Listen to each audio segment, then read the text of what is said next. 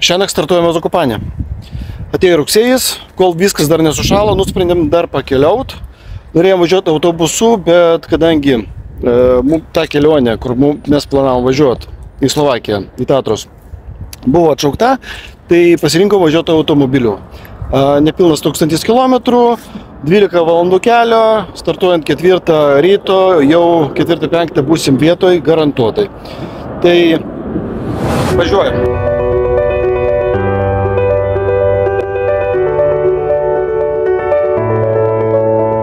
Važiuojam iš Vilniaus į Zakopanę ir ką tik pusėjom, važiavom į Varšuvą, sustojom užkandiniai, yra baisiai neskanus pusryčiai ir įsigijom dešrainės kolonėliai. Tai va, pavalgom ir važiuojam toliau. Kelio liko apie 4,5-5 valandos.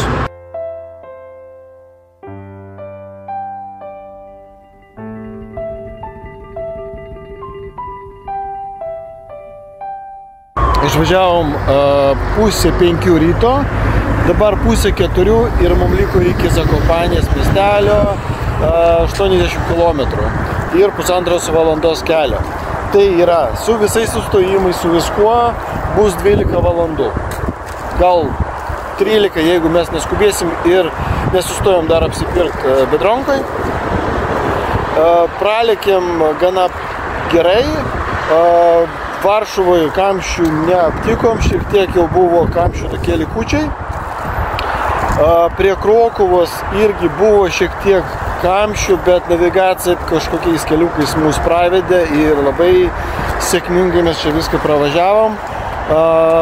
Dabar ne sezonas, tai kol kas čia nematau didelio eismo, šiek tiek mašinų yra, bet tai reikia, žinokit, tikėtis geresnių orų, nes prognozė nieko gero nežada. Tai va, o dabar apsiperkam ir važiuojam toliau. Visai nedaug liko.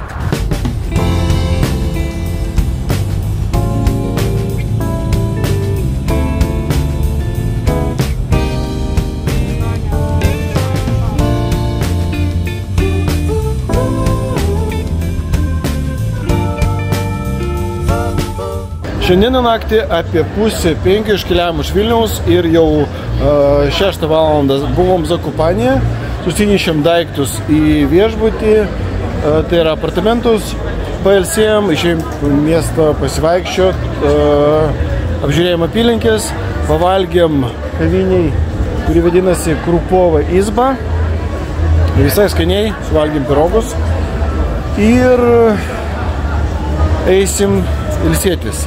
Rytoj mūsų laukia kas? Planuojam kilti su keltuvu į Kasparovo viršūnę, tai yra Kasparovo verch. Ir jeigu leis oro sąlygos, tai nusileisim pėsčiomis. Nusileidimas truks apie 4 valandas, bent jau pagal tai, kaip prašo. Na, žiūrėsim. Tai iki rytojaus.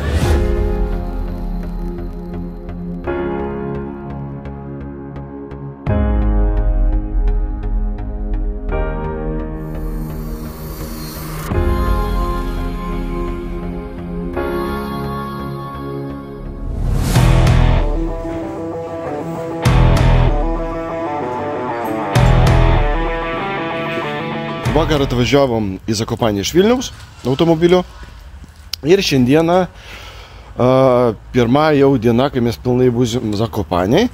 Planai buvo tokie ir kol kas dar lieka, kad kilsim su keltuvu į Kasparovo verch, bet orai žada būti nelabai dėkingi. Ryte buvo gana stiprus smarkus toks tankus rūkas. Dabar išsisklaido, bet po biškį pradeda krapsnuot. O po pietų žada, apie pietus žada šiek tiek pragiedrėjimą, o po pietų liūtis su perkūnija. Tai dabar papusryčiavom ir varysim prie keltuvo, žiūrėsim, ką mums ten sakys, nes, vėjas yra apie 5-7 km per valandą, gūsiai iki 40 žadami. Tai net nežinau, ar veiks iš tikrųjų. Tai va, penktadienis 13.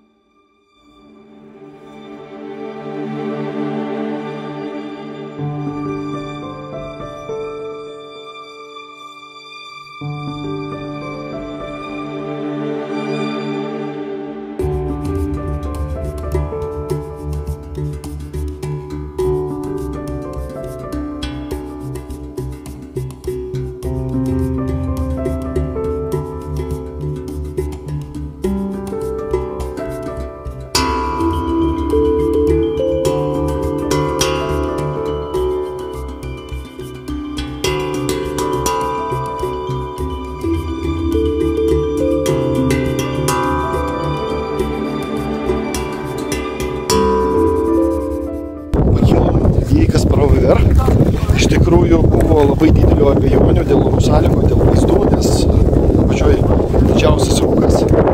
Pasižiūrėkit.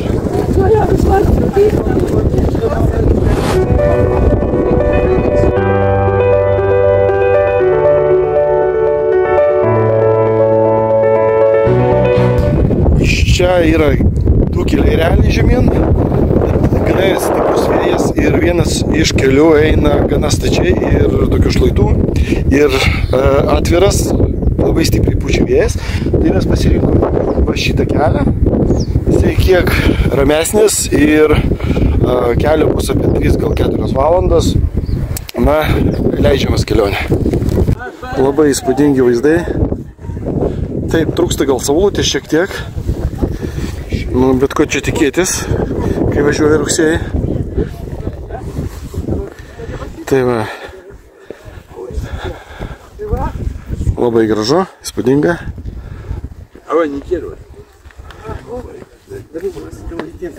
Taip, po pietų žada lietų. Tai va, o dabar leidžiamas kelionė tuo takeliu, kur žmonės eina. Nusileisim žemyn.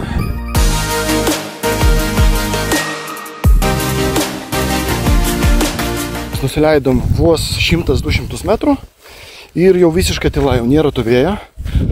Anoji pusė, ten kur už to kalno, reiškia, ten apipučiama baisiais vėjais, tai ten, kaip minėjau, mes ir nusprendėm nesileisti. O šičia gana ramu, toks palaidus takelis, netgi vaikai vaikšto. Tai, o apačioje yra didžiausias rūkas, kaip kilom, net, žinokit, iki paskutinės minutės nebuvo aišku, ar kažką matysim, nes buvo tiesiog pienas. Tai pro langą, kai žiūrėjau. Tai va, gerai, leidžiamės, žiūrėsim, kas ten toliau bus.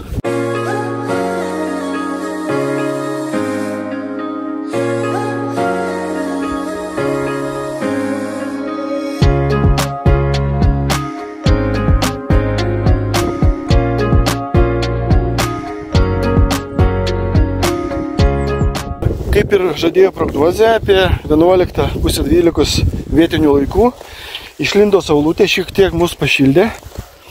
Ir dabar taip, leidžiamės nuo tenai, ten yra Kaspersky Verch, ten matosi takelis.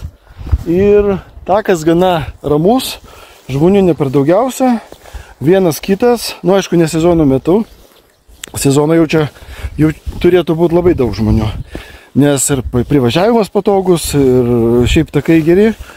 Ir dabar mes maždaug įpusėjom, gal trečdalį to tako praėjom, jau čia kažkokie namukai, vat matosi.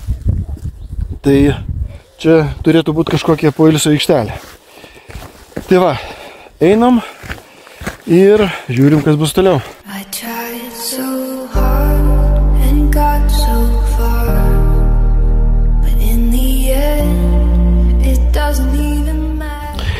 Esam aukštė 1500 metrų ir jau matosi debesis. Va, debesis atrodo panašus į rūką ir va, netgi matosi biški kyla. Tai tuoj nusileisim ir būsim debesise. Tai varom toliau.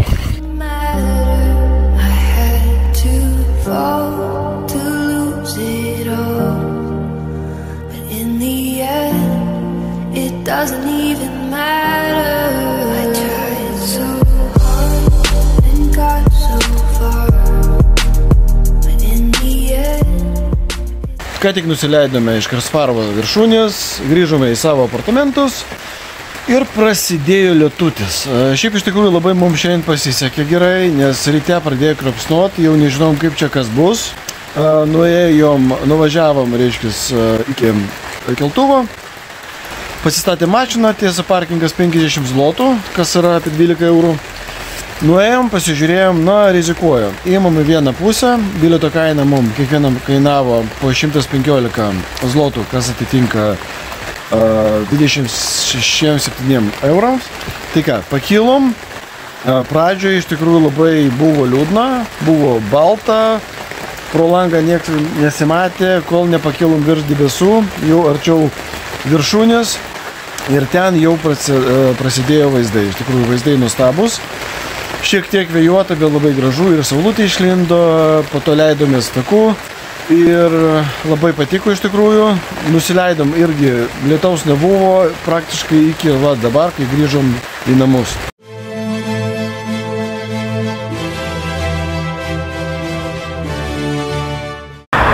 Zakopanė 9 ryto. Tai ką, papusryčiavom, be pusryčiaudami pasirinkom maršrutą. Nenorėjom labai sudėtingo, nenorėjom ir labai trumpo. Tai pasirinkom maršrutą, kuris yra apie 5 valandos.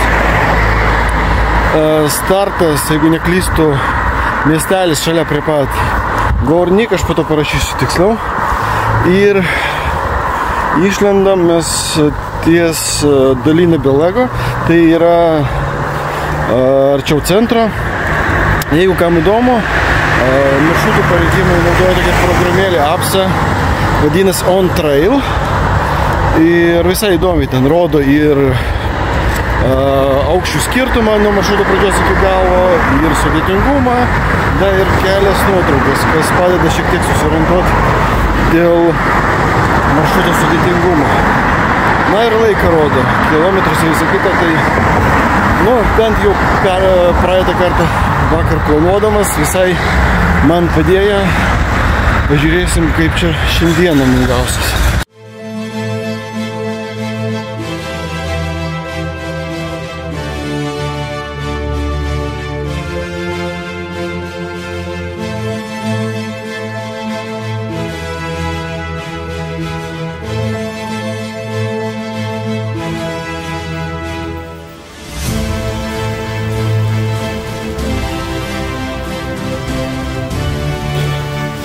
Esu Zakopanėje ir norėčiau pasakyti porą žodžių apie trasų žymėjimus Tatruose. Visos trasos, tai būtų geltona, juoda, raudona, žalia, mėlyna, tai yra visos skirstomas spalvomis. Ir pradžiai mes galvojam, kad tai yra spalvos reiškia kažkokį sudėtingumą, bet iš tikrųjų, kaip parodė praktika, tai yra tiesiog spalvos.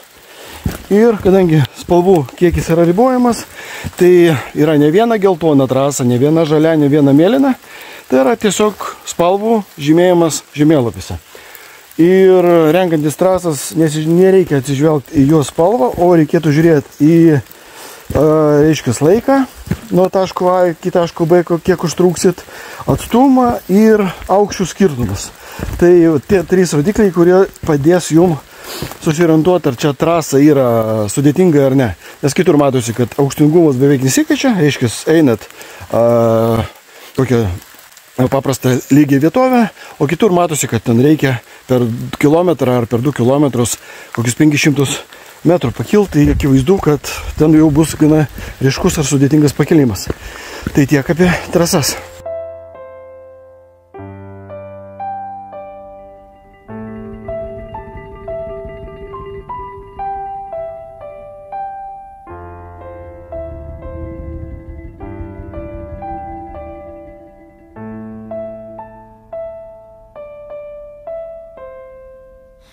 新しい空気を吐いた窓に私と雨駆け抜ける電車の音とハイネズミのどこかで寄り添った温度かすかな匂いきっとどこかでいつぶりに空を仰いだ窓に私と雨駆け抜ける車の音といつか見た気がした景色重なり合うてきっとどこかで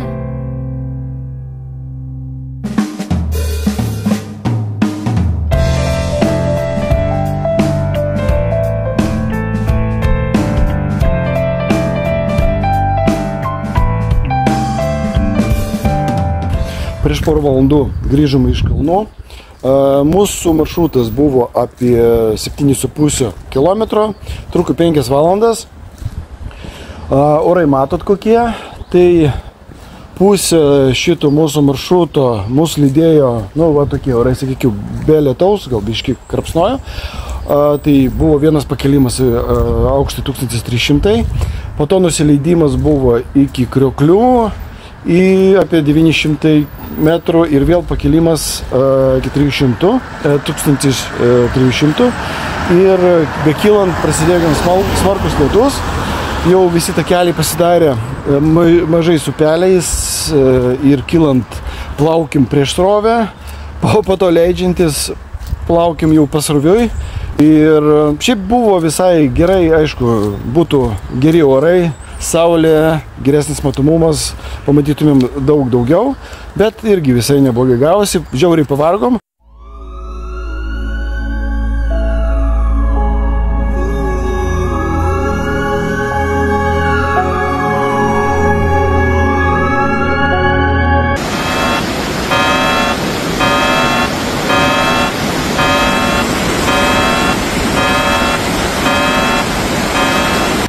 Zakopanė rugsėjo 15 ir jau dabar galiu garantuotai pasakyti, kad audra mus aplenkė.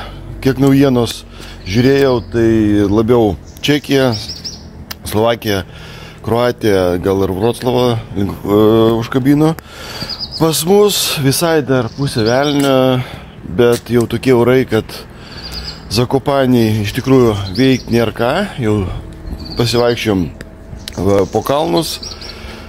Kojos nejuda, bet turim dar vieną laisvą naktį ir jau nebeplanuoju nakvynės Zakopanėje, o pasirinkom spa viešbutį poilsiui Varšuvai. Tiesa, jeigu įdomu, šitas viešbutukas man už nugaros yra gal 10 minučių pėstute nuo centro, vadinasi Bambi Apartment arba Bambi Cottage, yra keli pavadinimai, čia yra kompleksas tokių simpatiškų namukų. Apartamentas 2 aukštų, labiau 1,5 aukšto, nes 2 aukštas yra po pačių kraigų ir vieta yra tik vienai lovai. Tai kainavo 3 nakvynėm 2 asmenim su pusryčiais 220 eurų. O dabar varom, papusryčiaujam ir varom į Varšuvą.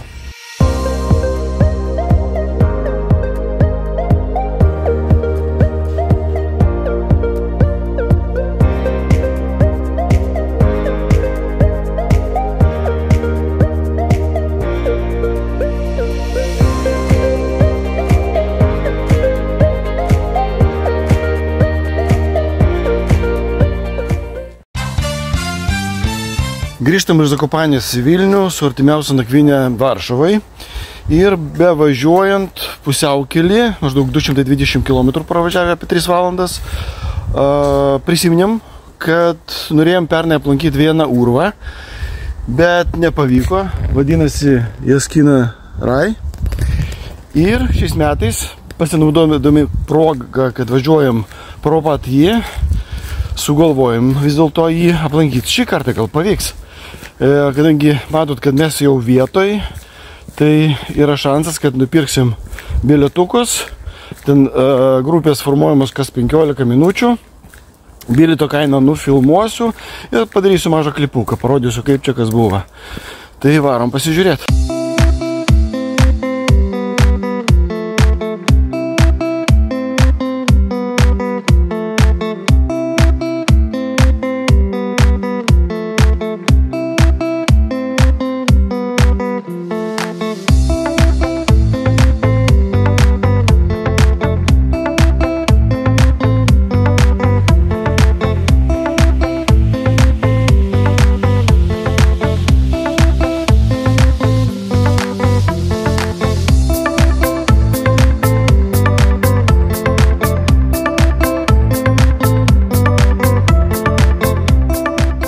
Viena pastabėlė. Bilietai buvo tik už 2 valandų, tiek lauk nenorėjom, bet mums pasisekė iš dalies, kad buvo 2 bilietukai atskirai. O dabar, kai tik atėjom, kaip tik viena grupė nuėjo ir antroji po 15 minučių. Tai mes su žmona išsiskaidėm, jinai dabar nuėjo, aš eisiu už 15 minučių. Taigi, rekomenduoju, jeigu čia norite aplankyti, rezervuotis iš anksto, kad taip neįvyktų. Jūs pasiekėte kelionės tikslą.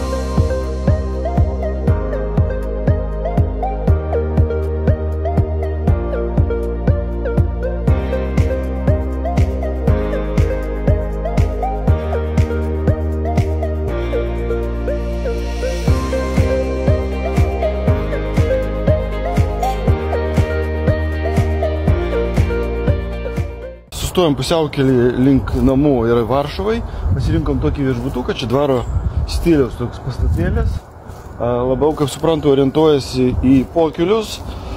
Mes čia vienai nakvyniai, viešbutį yra spa zona, vadinasi Klub Sosnovai, bet spa zoną mes nepasinaudojom, o reiškias tiesiog pernakvojom, šiandien ryte papusryčiaujom ir galvosim, ar kažką dar aplankysim, ar tiesiog važiuosim ramiai namo. Tai jeigu įdomu apie mūsų kelionę, kelionės pačio, sakykime, kūro kaina mums iki Zakopanės apsėjo kažkur apie 2,20, nakvynės vidutiniškai 2 vėlgi, po 7 eurų ir bendrai išėjo apie 500 eurų, 4 nakvynės, 5 dienos. Tai va, o dabar baigiam vaikščiot po viešbučio apylinkės ir startuojam. Tai yra 5 kelionės diena, vakar buvo nakvynė Varšuvai, o šiandieną nusprendėm apsilankyti prie pat Lietuvos pasienio apie 15 km ir 40 km nuo Suvalkų esančius Stančikų tiltus, lenkiškai Mostai v Stančikach. Tai yra seniai vokiečių tiltai, pastatyti maždaug prieš 100 metų. Dar prieš pirmąjį pasaulinį vienas iš jų buvo pastatytas, antras kažkur 22, 23, nežinau, ir naudojamas buvo iki 3-ųjų, praktiškai iki antrojo pasaulinio karo pabaigos. Aukštis siekia net 30 metrų, tikrai įspūdingi statiniai. Ir sukūriau nedidelį klipuką ir norėčiau, kad jūs jį pamatytumėt, kaip čia atvykom ir kaip atrodo tie tiltai iš arčiau. Žiūrim.